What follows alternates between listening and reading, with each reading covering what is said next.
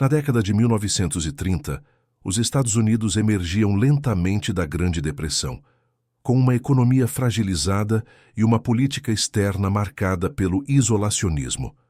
A nação priorizava a recuperação interna, mantendo-se distante dos crescentes conflitos na Europa e na Ásia. Contudo, o cenário global deteriorava-se rapidamente.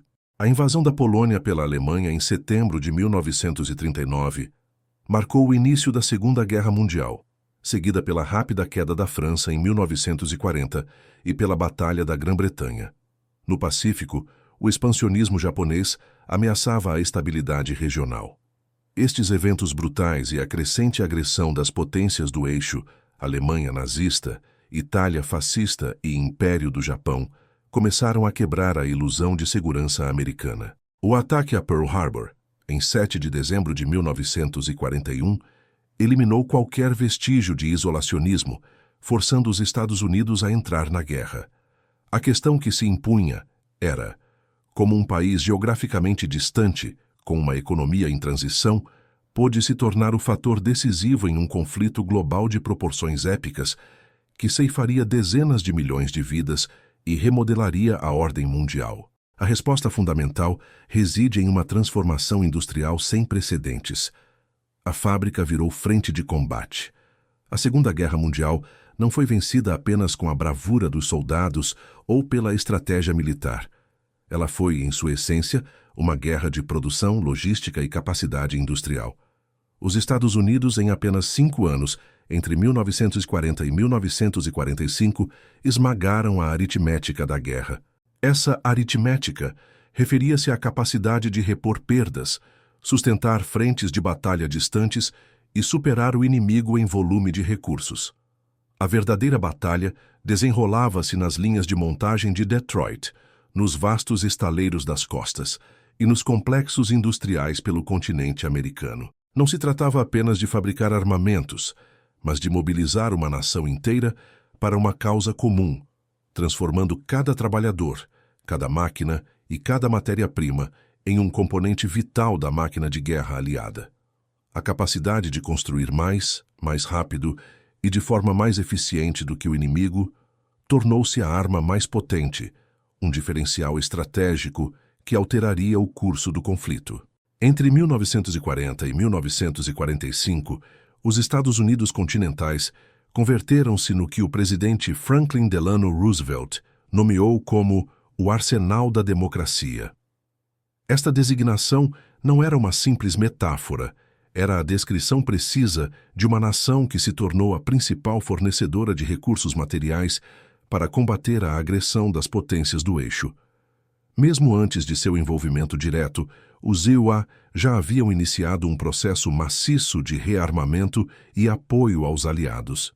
O programa Land-Lease Act, aprovado em março de 1941, permitiu o fornecimento de suprimentos essenciais, alimentos, petróleo e material bélico, para a Grã-Bretanha, China e União Soviética, sem exigir pagamento imediato.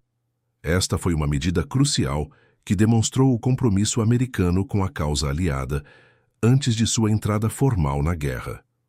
A economia americana, focada em bens de consumo e com resquícios da depressão, passou por uma mobilização total e sem precedentes. Montadoras de automóveis como a Ford e a General Motors foram adaptadas para fabricar tanques, bombardeiros e veículos militares. Fábricas de eletrodomésticos passaram a produzir munições e componentes. A força de trabalho, incluindo milhões de mulheres e minorias, foi redirecionada para a produção de guerra, trabalhando em turnos contínuos. Esta foi uma mudança estrutural profunda, transformando a paisagem industrial e social do país, preparando-o para o papel central na vitória aliada. Neste cenário de mobilização total, uma diferença filosófica crucial emergiu, distinguindo a abordagem produtiva dos Estados Unidos daquela adotada pelas nações do eixo. Enquanto Alemanha e Japão frequentemente priorizavam a engenharia de ponta, a complexidade tecnológica e a excelência artesanal em suas máquinas de guerra, produzindo armamentos sofisticados em lotes menores, os Estados Unidos se preparavam para uma estratégia radicalmente diferente. A abordagem americana concentrar-se-ia na padronização, na simplificação dos designs e, acima de tudo, na multiplicação massiva. Esta distinção não era apenas técnica, era uma escolha estratégica fundamental com implicações profundas no desenrolar e no resultado final do conflito. Ela influenciaria diretamente a capacidade de reposição de perdas, a facilidade de manutenção em campo e, em última instância, o volume avassalador de poder de fogo e suprimentos projetado nos campos de batalha globais de forma contínua e sustentada. Em um mundo que até então contava cada bala, cada tanque e cada navio com precisão, os Estados Unidos estavam prestes a redefinir essa contagem. Ao ligar suas máquinas e mobilizar sua vasta capacidade industrial, a América se preparava para inundar o cenário global com um volume de material bélico que nenhum adversário poderia igualar ou sustentar. A era da guerra industrial em sua plenitude estava apenas começando, e os Estados Unidos seriam seus principais arquitetos, alterando fundamentalmente a balança de poder e anunciando que, para os aliados, a guerra começava a ter um fim visível. A narrativa agora explora as filosofias de produção de guerra contrastantes que definiram o conflito. Enquanto os Estados Unidos se preparavam para liberar um volume de material sem precedentes, as potências do eixo operavam sob um paradigma distinto. As potências do eixo, Alemanha e Japão, priorizavam a excelência em lotes pequenos, com uma filosofia de engenharia que valorizava a complexidade tecnológica, o design inovador e o artesanato detalhado em seus armamentos. Exemplos notáveis incluem os tanques pesados alemães Tiger I e Tiger II, veículos com blindagem espessa e canhões potentes, capazes de superar a maioria dos blindados aliados em combate direto. Contudo, sua produção era intrinsecamente lenta e dispendiosa, exigindo mão de obra altamente qualificada e vastos recursos. O Tiger I, por exemplo, demandava milhares de horas de trabalho especializado e demorava significativamente mais para ser construído que um tanque médio americano Sherman. Sua manutenção no campo de batalha era igualmente complexa, exigindo peças, ferramentas e equipes especializadas, resultando em longos períodos de inatividade para reparos. Da mesma forma, a Luftwaffe alemã produzia aeronaves de alto desempenho, como os caças Messerschmitt Bf-109 e Focke-Wulf Fw-190, e bombardeiros Junkers Ju-88. No Japão, o caça Mitsubishi A6M0, reconhecido por sua agilidade e longo alcance, dominou os céus do Pacífico no início do conflito. Contudo, a produção japonesa enfrentava limitações. A leveza do Zero, que garantia manobrabilidade, sacrificava a proteção do piloto e a durabilidade, dificultando reparos rápidos. Em geral, as nações do eixo, embora capazes de criar equipamentos de ponta, careciam da capacidade industrial para produzi-los em massa e da infraestrutura logística para mantê-los em operação contínua. A perda de um equipamento representava uma lacuna difícil de preencher, devido à reposição lenta e à curva de aprendizado íngreme para novas tripulações. Em contraste direto, os Estados Unidos abraçaram uma filosofia de produção baseada na padronização, simplificação e, acima de tudo, multiplicação em escala industrial. A experiência americana com a produção em massa, enraizada no Fordismo e nas peças intercambiáveis de Eli Whitney, foi decisivamente aplicada à indústria bélica. O objetivo era construir e manter uma máquina de guerra em quantidades esmagadoras. As fábricas americanas focaram em designs robustos, confiáveis e, crucialmente, fáceis de fabricar em larga escala, mesmo que não fossem os mais avançados tecnologicamente em cada detalhe. A padronização de componentes foi um pilar dessa estratégia. Peças intercambiáveis significavam que um motor de tanque, um trem de pouso de avião ou um componente de rádio podiam ser produzidos por diferentes fornecedores em todo o país e, ainda assim, se encaixavam perfeitamente em qualquer unidade do mesmo modelo. Essa abordagem simplificou drasticamente a logística de suprimentos e, mais importante, a manutenção em campo. Um mecânico no fronte não precisava de ferramentas ou treinamento extensivo. peças de reposição estavam prontamente disponíveis e a substituição era direta, garantindo que o equipamento permanecesse operacional por mais tempo e com menos inatividade. A transformação industrial americana foi notável. Montadoras de automóveis, como a Ford Motor Company, foram convertidas em gigantescas plantas de bombardeiros. O exemplo mais emblemático foi a fábrica de Willow Run, em Michigan. Projetada para produzir um bombardeiro B-24 Liberator por hora, a Willow Run, em seu pico, entregava uma aeronave a cada 63 minutos, transformando a construção aeronáutica em uma linha de montagem quase automobilística. Da mesma forma, os estaleiros americanos, sob a liderança de figuras como Henry J. Kaiser, revolucionaram a construção naval. Eles aplicaram técnicas de pré-fabricação e soldagem em massa, permitindo a montagem de navios de carga, os famosos Liberty Ships, em velocidades sem precedentes. O tempo médio de construção de um Liberty Ship caiu de meses para meras semanas, com recordes de apenas alguns dias. Até mesmo as fazendas foram adaptadas para o esforço de guerra. A agricultura americana não apenas alimentava as tropas, mas fornecia matérias-primas vitais como a borracha sintética, crucial após a interrupção do fornecimento natural do Sudeste Asiático. Fazendas e indústrias químicas colaboraram para produzir os milhões de galões de combustível necessários, transformando o campo em uma fonte de combustível para gigantes logísticos.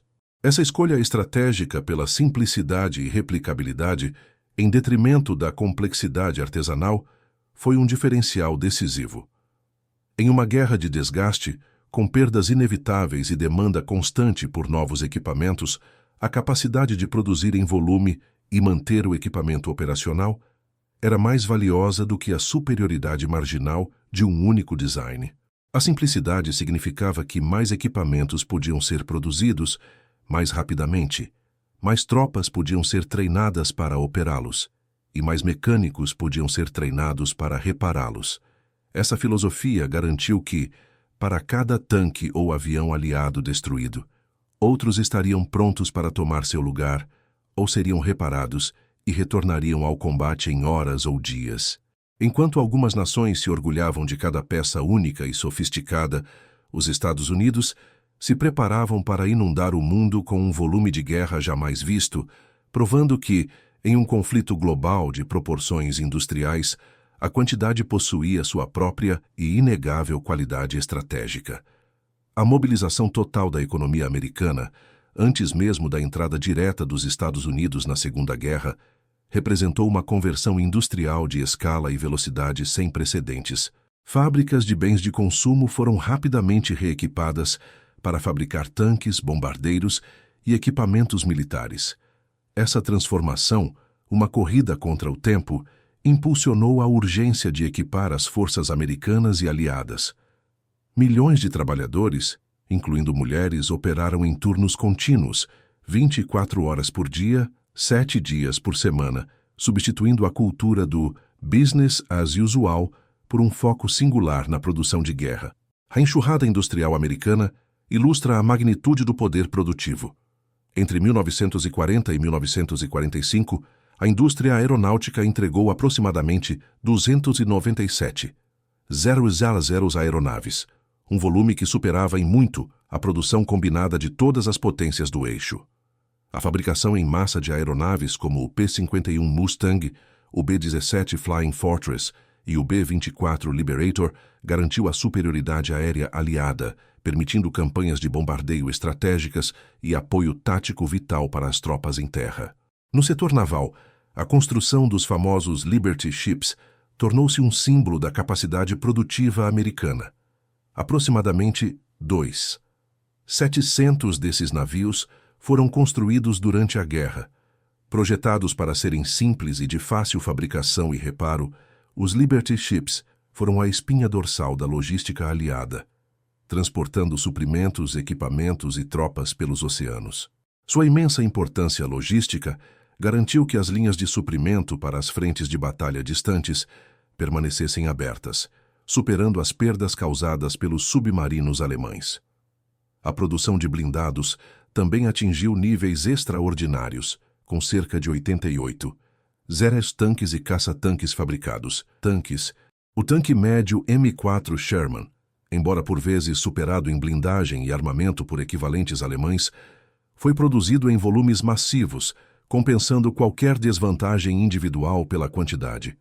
A simplicidade de seu design permitia a fabricação rápida e manutenção eficiente em campo, garantindo que as divisões blindadas aliadas tivessem um número esmagador de veículos operacionais. Mais de 2 milhões de caminhões foram produzidos, servindo como os nervos de aço da logística terrestre. Esses veículos eram essenciais para transportar tropas, munições, combustível e suprimentos dos portos às linhas de frente, mesmo em terrenos difíceis. Sem essa vasta frota, a mobilidade e o avanço das forças aliadas teriam sido severamente comprometidos. Munição e peças de reposição foram produzidas em volumes que literalmente mantinham exércitos inteiros em movimento, garantindo que nenhum equipamento ficasse inoperante.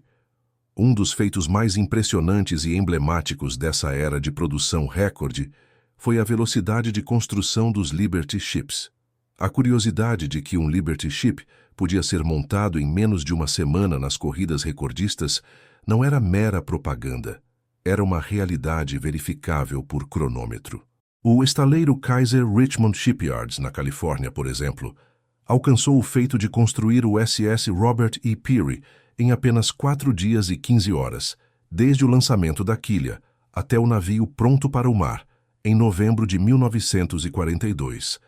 Esse recorde foi possível graças à aplicação intensiva de técnicas de pré-fabricação, onde grandes seções do navio eram montadas em terra por diferentes equipes simultaneamente e depois soldadas no estaleiro.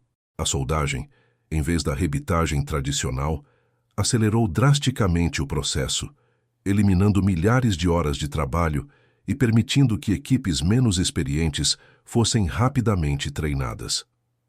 Essa capacidade de produzir um navio de carga de 10.000 toneladas em dias transformou a guerra logística, garantindo um fluxo constante de suprimentos para sustentar operações aliadas em qualquer parte do globo. Estes números transcendiam a mera estatística. Eles se traduziam em superioridade aérea, garantindo o domínio dos céus e a eficácia das campanhas de bombardeio. Representavam um fluxo constante de suprimentos e equipamentos que alimentava milhões de soldados nas linhas de frente. Significavam tropas transportadas, permitindo desembarques e avanços em territórios inimigos. Cada item produzido era um componente vital que contribuía para o fardo esmagador imposto às potências do eixo.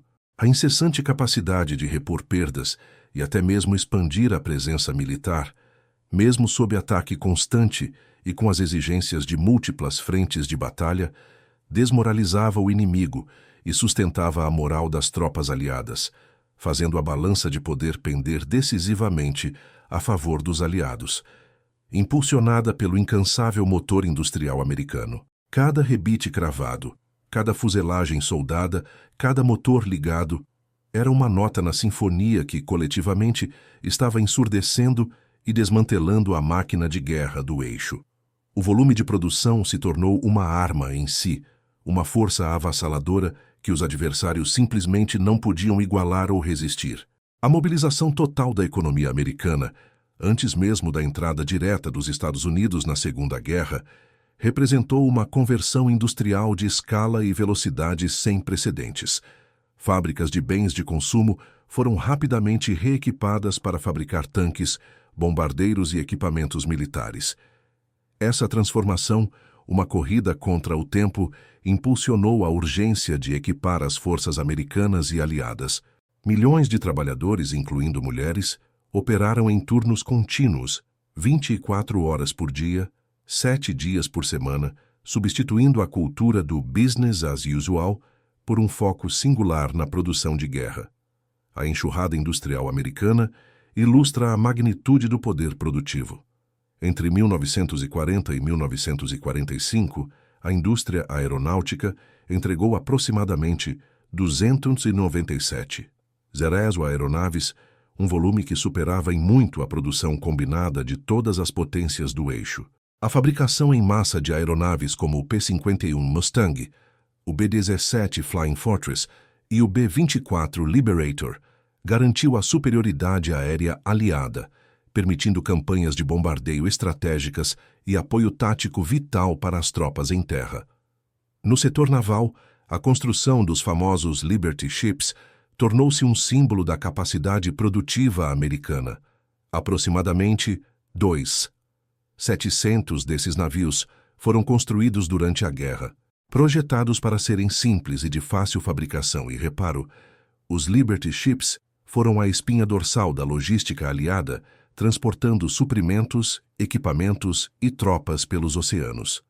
Sua imensa importância logística garantiu que as linhas de suprimento para as frentes de batalha distantes permanecessem abertas, superando as perdas causadas pelos submarinos alemães. A produção de blindados também atingiu níveis extraordinários, com cerca de 88 tanques e caça-tanques fabricados. O tanque médio M4 Sherman, embora por vezes superado em blindagem e armamento por equivalentes alemães, foi produzido em volumes massivos, compensando qualquer desvantagem individual pela quantidade. A simplicidade de seu design permitia fabricação rápida e manutenção eficiente em campo, garantindo que as divisões blindadas aliadas tivessem um número esmagador de veículos operacionais. Mais de 2 milhões de caminhões foram produzidos, servindo como os nervos de aço da logística terrestre.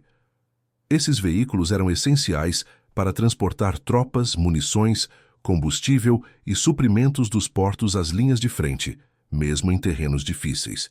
Sem essa vasta frota, a mobilidade e o avanço das forças aliadas teriam sido severamente comprometidos.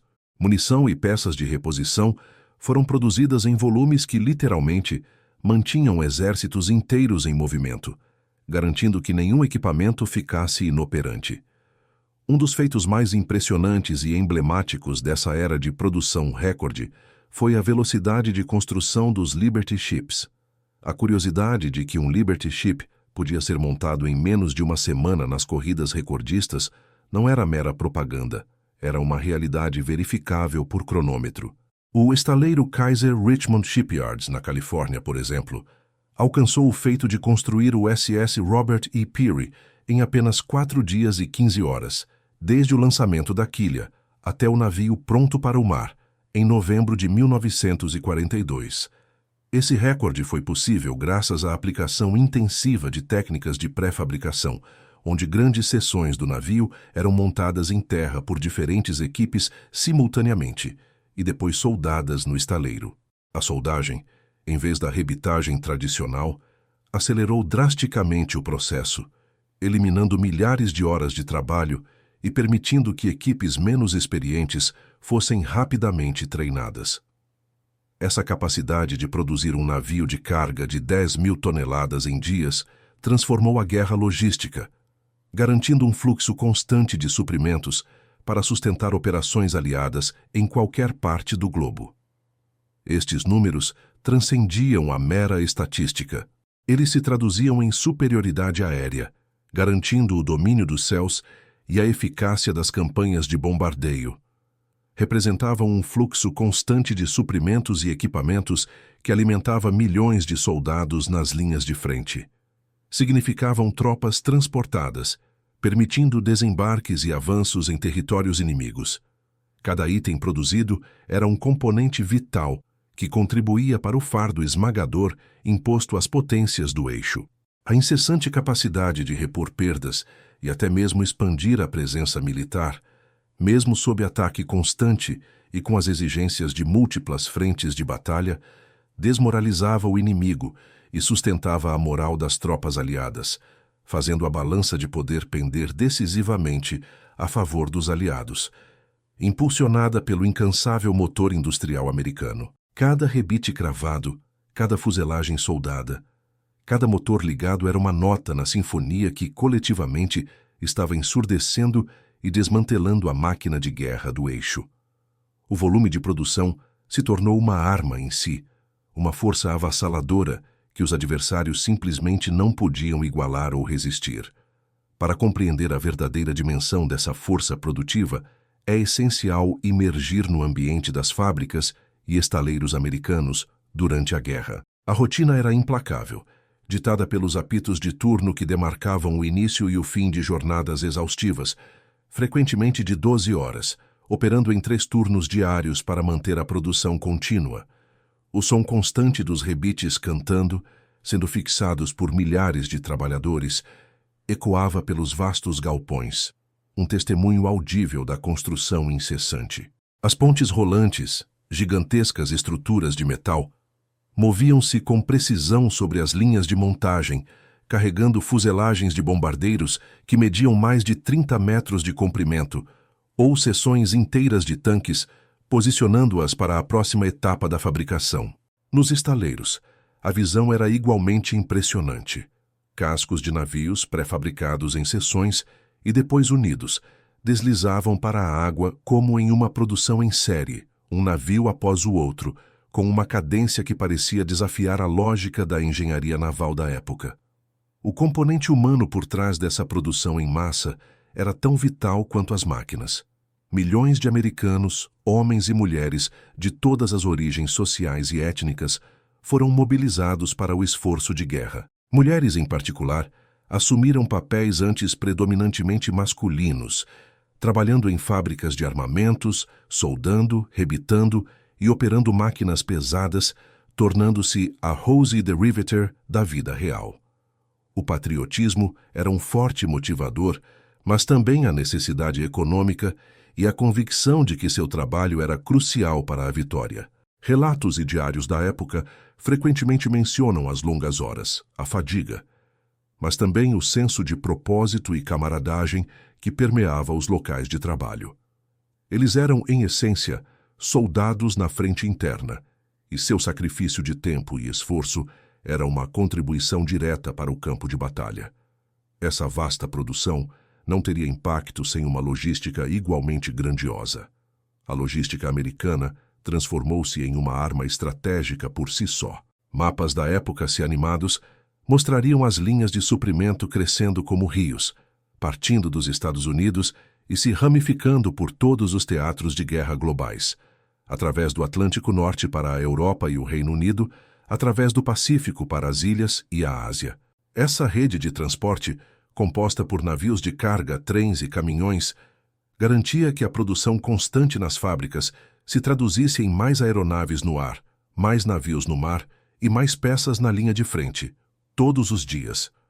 A capacidade de mover milhões de toneladas de suprimentos e milhões de homens por milhares de quilômetros era uma proeza sem precedentes, sustentando operações militares em escalas nunca antes imaginadas.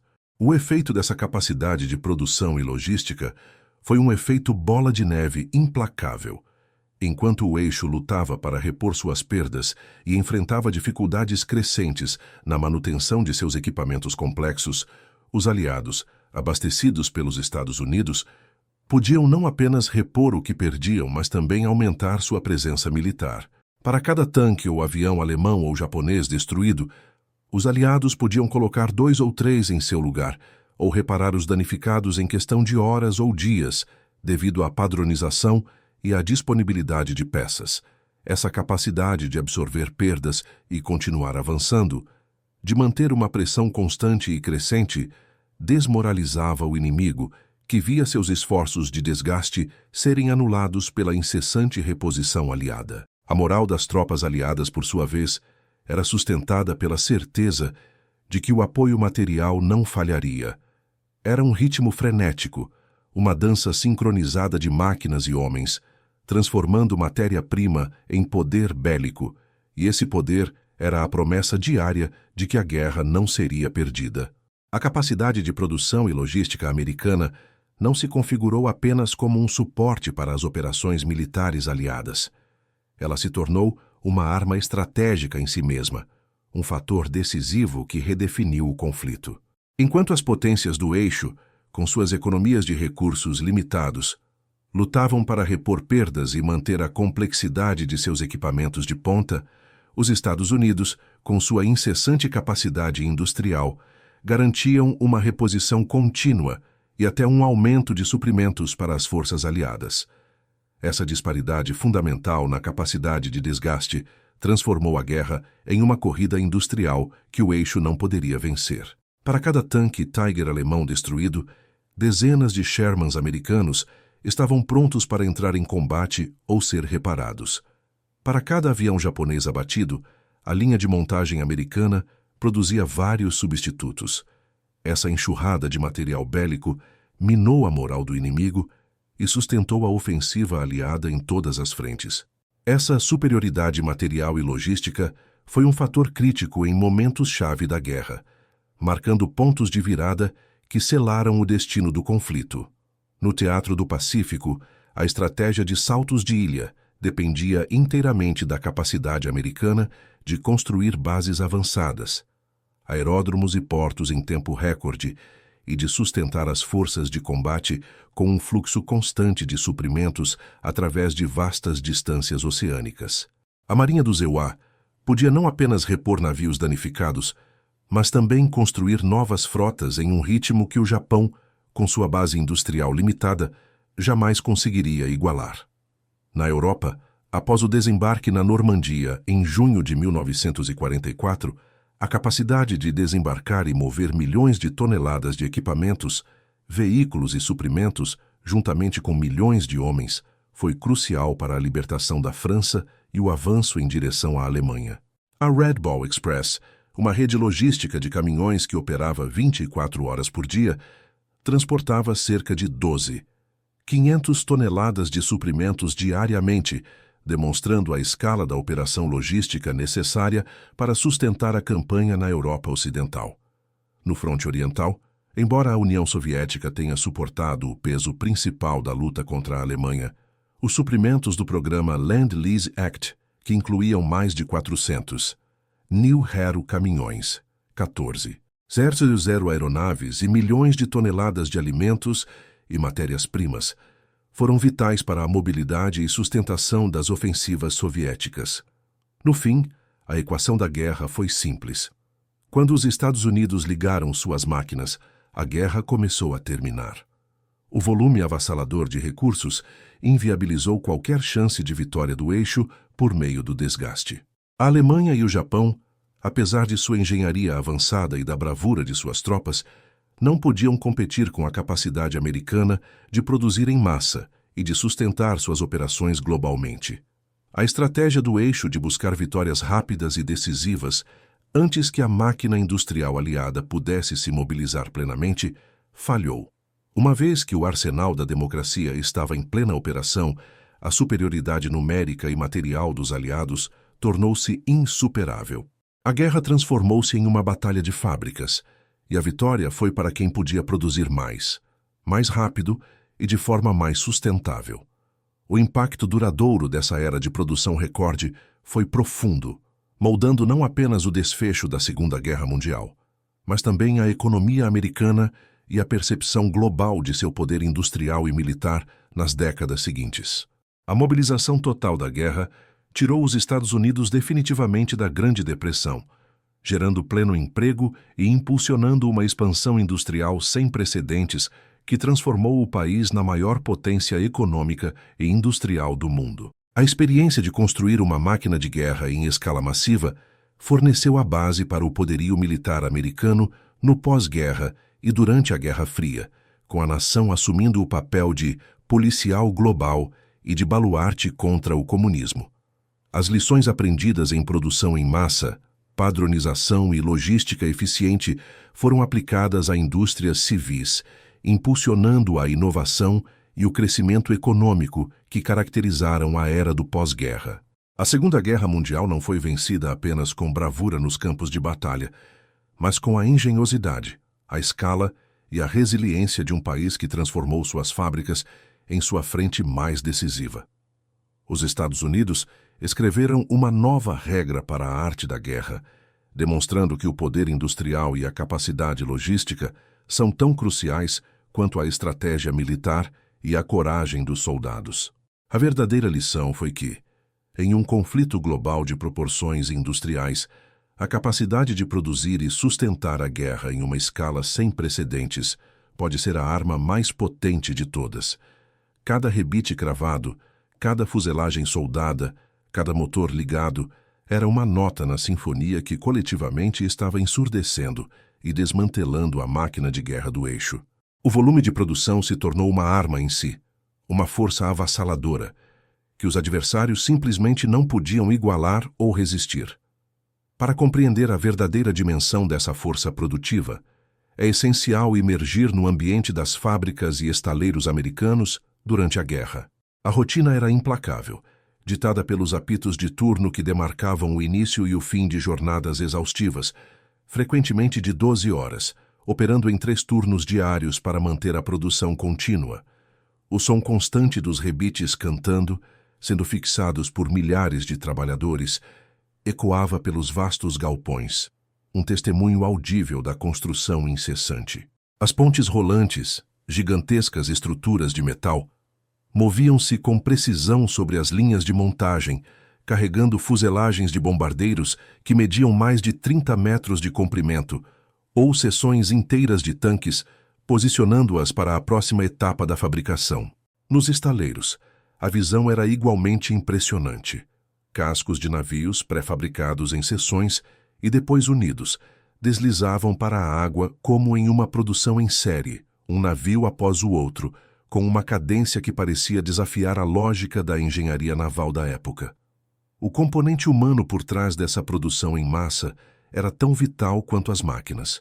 Milhões de americanos, homens e mulheres de todas as origens sociais e étnicas, foram mobilizados para o esforço de guerra. Mulheres, em particular, assumiram papéis antes predominantemente masculinos, trabalhando em fábricas de armamentos, soldando, rebitando e operando máquinas pesadas, tornando-se a Rosie the Riveter da vida real.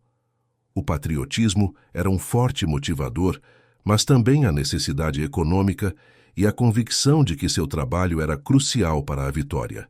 Relatos e diários da época frequentemente mencionam as longas horas, a fadiga, mas também o senso de propósito e camaradagem que permeava os locais de trabalho. Eles eram, em essência, soldados na frente interna, e seu sacrifício de tempo e esforço era uma contribuição direta para o campo de batalha. Essa vasta produção não teria impacto sem uma logística igualmente grandiosa. A logística americana transformou-se em uma arma estratégica por si só. Mapas da época, se animados, mostrariam as linhas de suprimento crescendo como rios, partindo dos Estados Unidos e se ramificando por todos os teatros de guerra globais, através do Atlântico Norte para a Europa e o Reino Unido, através do Pacífico para as ilhas e a Ásia.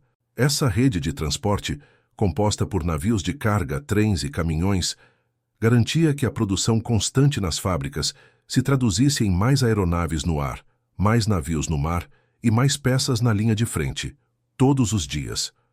A capacidade de mover milhões de toneladas de suprimentos e milhões de homens por milhares de quilômetros era uma proeza sem precedentes, sustentando operações militares em escalas nunca antes imaginadas. O efeito dessa capacidade de produção e logística foi um efeito bola de neve implacável. Enquanto o eixo lutava para repor suas perdas e enfrentava dificuldades crescentes na manutenção de seus equipamentos complexos, os aliados, abastecidos pelos Estados Unidos, podiam não apenas repor o que perdiam, mas também aumentar sua presença militar. Para cada tanque ou avião alemão ou japonês destruído, os aliados podiam colocar 2 ou 3 em seu lugar, ou reparar os danificados em questão de horas ou dias, devido à padronização e à disponibilidade de peças. Essa capacidade de absorver perdas e continuar avançando, de manter uma pressão constante e crescente, desmoralizava o inimigo, que via seus esforços de desgaste serem anulados pela incessante reposição aliada. A moral das tropas aliadas, por sua vez, era sustentada pela certeza de que o apoio material não falharia. Era um ritmo frenético, uma dança sincronizada de máquinas e homens, transformando matéria-prima em poder bélico, e esse poder era a promessa diária de que a guerra não seria perdida. Para compreender a verdadeira dimensão dessa força produtiva que estava remodelando a guerra, É essencial imergir no ambiente das fábricas e estaleiros americanos durante o conflito. A rotina era implacável, ditada pelos apitos de turno que demarcavam o início e o fim de jornadas exaustivas. Frequentemente de 12 horas, esses turnos operavam 24 horas por dia, 7 dias por semana, para manter a produção contínua. Os vastos galpões industriais, que antes produziam automóveis e eletrodomésticos, agora eram preenchidos pelo som constante e ensurdecedor dos rebites cantando, sendo fixados por milhares de trabalhadores, um testemunho audível da construção incessante. As pontes rolantes, gigantescas estruturas de metal com capacidade para mover dezenas de toneladas, moviam-se com precisão sobre as linhas de montagem. Elas carregavam fuselagens de bombardeiros que mediam mais de 30 metros de comprimento, como o B-24 Liberator, ou seções inteiras de tanques, posicionando-as para a próxima etapa da fabricação. A escala dessas operações era monumental. Em fábricas como a Willow Run, da Ford, no Michigan, uma estrutura que se estendia por mais de 3 quilômetros, a montagem de um bombardeiro era um espetáculo de engenharia e coordenação, com milhares de peças sendo unidas em um fluxo contínuo. Nos estaleiros a visão era igualmente impressionante. Cascos de navios, pré-fabricados em grandes seções e depois unidos por soldagem, deslizavam para a água como em uma produção em série, um navio após o outro, com uma cadência que parecia desafiar a lógica da engenharia naval da época. Em estaleiros como os de Henry J. Kaiser na costa oeste, que empregavam dezenas de milhares de trabalhadores, a eficiência da pré-fabricação e da soldagem permitiu que navios de carga de 10 mil toneladas fossem lançados ao mar em questão de dias, não meses. Era um ritmo de construção que transformou a capacidade naval americana em uma força inigualável, essencial para o transporte transoceânico.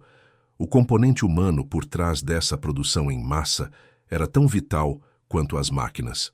Milhões de americanos, homens e mulheres de todas as origens sociais e étnicas, foram mobilizados para o esforço de guerra.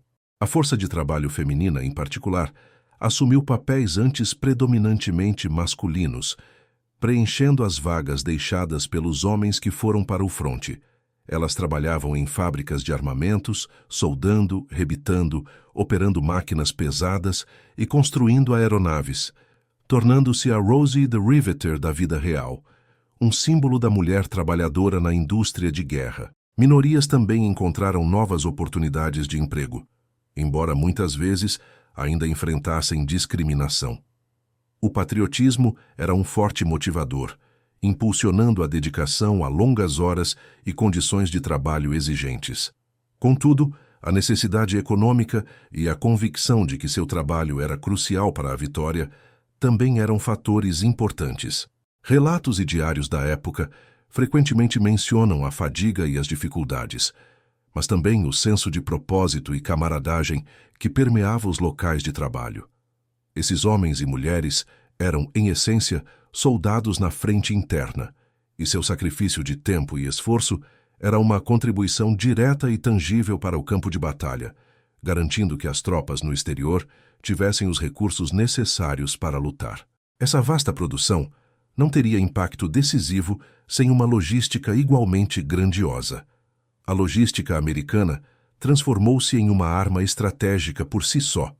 Mapas da época, se animados, mostrariam as linhas de suprimento crescendo como rios, partindo dos Estados Unidos e se ramificando por todos os teatros de guerra globais. Através do Atlântico Norte, comboios de milhares de navios transportavam suprimentos para a Europa e o Reino Unido, enfrentando a ameaça constante dos submarinos alemães. No Pacífico, a logística se estendia por milhares de quilômetros, abastecendo as forças em ilhas remotas e na Ásia. Essa rede de transporte, composta por navios de carga, trens que cruzavam o continente e milhões de caminhões, como os que formaram a famosa Red Ball Express na Europa após o dia D, garantia que a produção constante nas fábricas se traduzisse em mais aeronaves no ar, mais navios no mar e mais peças na linha de frente, todos os dias. A Red Ball Express, por exemplo, chegou a empregar mais de 6 caminhões e 75 diesel homens para transportar cerca de 12. 500 toneladas de suprimentos diariamente, sustentando o avanço aliado após o desembarque na Normandia. A capacidade de mover milhões de toneladas de suprimentos e milhões de homens por milhares de quilômetros era uma proeza sem precedentes, sustentando operações militares em escalas nunca antes imaginadas. O efeito dessa capacidade de produção e logística foi um efeito bola de neve implacável. Enquanto o eixo lutava para repor suas perdas e enfrentava dificuldades crescentes na manutenção de seus equipamentos complexos e de produção limitada, os aliados, abastecidos pelos Estados Unidos, podiam não apenas repor o que perdiam, mas também aumentar sua presença militar. Para cada tanque ou avião alemão ou japonês destruído, os aliados podiam colocar múltiplos em seu lugar, ou reparar os danificados em questão de horas ou dias devido à padronização e à disponibilidade maciça de peças. Essa capacidade de absorver perdas e continuar avançando, de manter uma pressão constante e crescente, desmoralizava o inimigo, que via seus esforços de desgaste serem anulados pela incessante reposição aliada. A moral das tropas aliadas, por sua vez, era sustentada pela certeza de que o apoio material não falharia, reforçando a convicção de que a vitória era inevitável.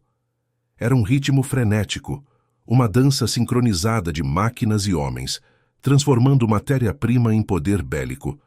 Esse poder, manifestado em volumes sem precedentes, era a promessa diária e inegável de que a guerra não seria perdida. A capacidade de produção e logística americana não se limitou a ser um mero suporte para as operações militares aliadas. Ela se consolidou como uma arma estratégica intrínseca, um fator decisivo que redefiniu o conflito em suas bases. Enquanto as potências do eixo, com suas economias de recursos limitados e focadas em designs complexos, lutavam para repor perdas e manter a operacionalidade de seus equipamentos de ponta, os Estados Unidos, com sua capacidade industrial incessante, garantiam uma reposição contínua e um fluxo crescente de suprimentos para as forças aliadas. Essa disparidade fundamental na capacidade de desgaste transformou a Segunda Guerra Mundial em uma corrida industrial que o eixo não possuía os meios para vencer. Para cada tanque Tiger alemão destruído, cuja fabricação era cara e demorada, dezenas de tanques Sherman americanos estavam prontos para entrar em combate ou ser reparados rapidamente. Similarmente, para cada avião japonês abatido no Pacífico, a linha de montagem americana produzia múltiplos substitutos. Essa enxurrada de material bélico não apenas minou a moral do inimigo, que via seus esforços de desgaste serem anulados, mas também sustentou a ofensiva aliada em todas as frentes, garantindo que a iniciativa permanecesse com as forças aliadas, mesmo diante de reveses. Essa superioridade material e logística revelou-se um fator crítico em momentos-chave da guerra, marcando pontos de virada que selaram o destino do conflito. No Teatro do Pacífico, a estratégia de saltos de ilha, que visava isolar e contornar fortalezas japonesas, dependia inteiramente da capacidade americana de construir bases avançadas, aeródromos e portos em tempo recorde, e de sustentar as forças de combate com um fluxo constante de suprimentos através de vastas distâncias oceânicas. A Marinha dos EUA podia não apenas repor navios danificados, mas também construir novas frotas, incluindo porta-aviões e destroyers, em um ritmo que o Japão, com sua base industrial limitada e recursos escassos, jamais conseguiria igualar. Isso permitiu uma pressão contínua e inexorável sobre as defesas japonesas. Na Europa, após o desembarque na Normandia em junho de 1944, a capacidade de desembarcar e mover milhões de toneladas de equipamentos, veículos e suprimentos, juntamente com milhões de homens, foi crucial para a libertação da França e o avanço em direção à Alemanha.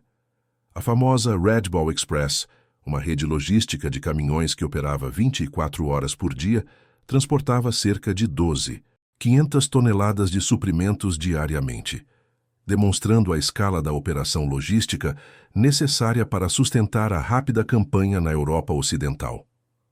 No fronte oriental, Embora a União Soviética tenha suportado o peso principal da luta contra a Alemanha, os suprimentos do programa Lend-Lease Act, que incluíam mais de 400, 0 caminhões, 14, 0 aeronaves e milhões de toneladas de alimentos e matérias-primas, foram vitais para a mobilidade e sustentação das ofensivas soviéticas, permitindo-lhes manter a pressão sobre as forças alemãs.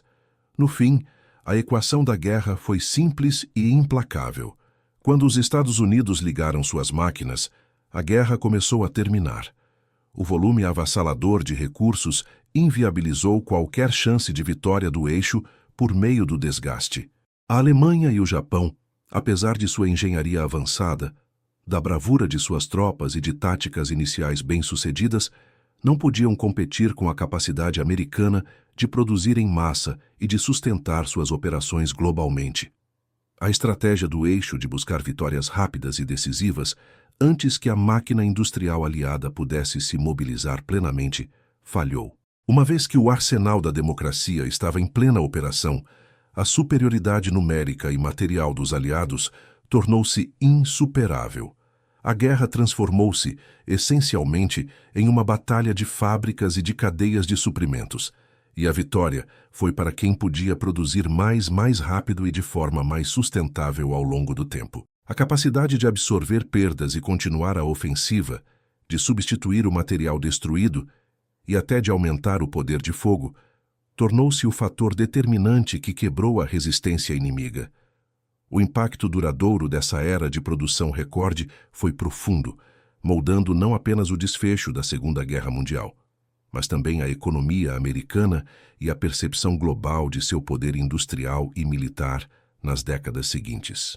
A mobilização total da guerra tirou os Estados Unidos definitivamente da Grande Depressão, gerando pleno emprego e impulsionando uma expansão industrial sem precedentes que transformou o país na maior potência econômica e industrial do mundo. A experiência de construir uma máquina de guerra em escala massiva forneceu a base para o poderio militar americano no pós-guerra e durante a Guerra Fria, com a nação assumindo o papel de policial global e de baluarte contra o comunismo. As lições aprendidas em produção em massa, padronização e logística eficiente foram aplicadas a indústrias civis, impulsionando a inovação e o crescimento econômico que caracterizaram a era do pós-guerra, desde a fabricação de automóveis até a construção de infraestrutura.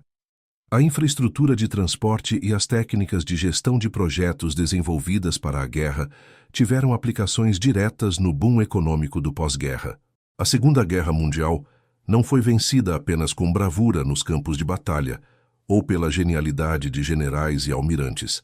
Ela foi, fundamentalmente, uma vitória da engenhosidade, da escala e da resiliência de um país que transformou suas fábricas em sua frente mais decisiva. Os Estados Unidos, ao mobilizar sua vasta capacidade industrial, escreveram uma nova regra para a arte da guerra, demonstrando que o poder industrial e a capacidade logística são tão cruciais quanto a estratégia militar e a coragem individual dos soldados. A verdadeira lição que emerge desse período é clara. Em um conflito global de proporções industriais, a capacidade de produzir e sustentar a guerra em uma escala sem precedentes pode ser a arma mais potente de todas, capaz de inclinar a balança e determinar o vencedor. A história da Segunda Guerra Mundial é também a história de como a indústria americana, em seu auge, forjou a vitória dos aliados. A capacidade de produção e logística americana não se limitou a ser um mero suporte para as operações militares aliadas. Ela se consolidou como uma arma estratégica intrínseca, um fator decisivo que redefiniu o conflito em suas bases. Enquanto as potências do eixo, com suas economias de recursos limitados e focadas em designs complexos, lutavam para repor perdas e manter a operacionalidade de seus equipamentos de ponta, os Estados Unidos, com sua capacidade industrial incessante, garantiam uma reposição contínua e um fluxo crescente de suprimentos para as forças aliadas. Essa disparidade fundamental na capacidade de desgaste transformou a Segunda Guerra Mundial em uma corrida industrial que o eixo não possuía os meios para vencer. Para cada tanque Tiger alemão destruído, cuja fabricação era cara e demorada, dezenas de tanques Sherman americanos estavam prontos para entrar em combate ou ser reparados rapidamente.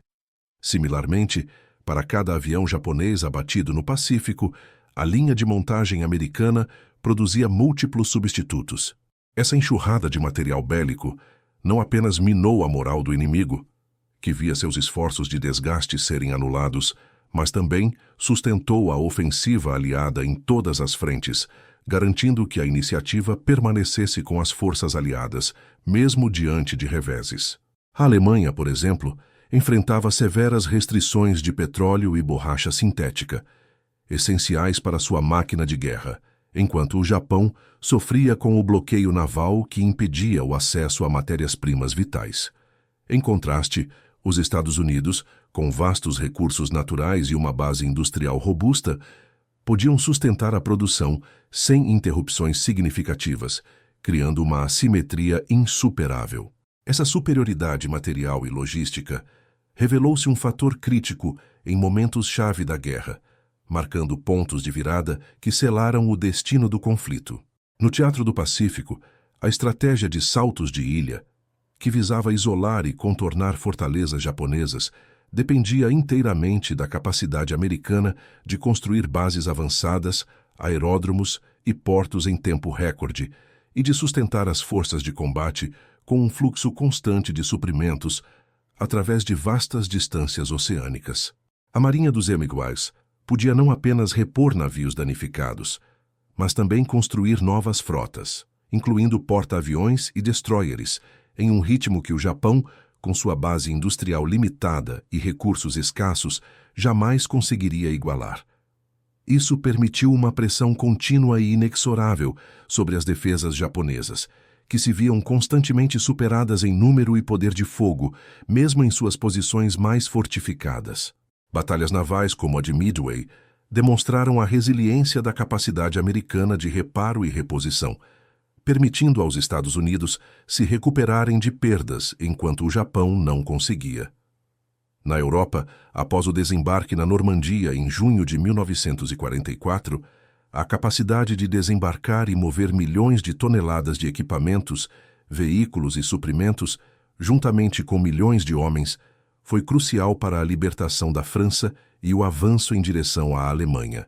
A famosa Red Ball Express, uma rede logística de caminhões que operava 24 horas por dia, transportava cerca de 500 toneladas de suprimentos diariamente, demonstrando a escala da operação logística necessária para sustentar a rápida campanha na Europa Ocidental.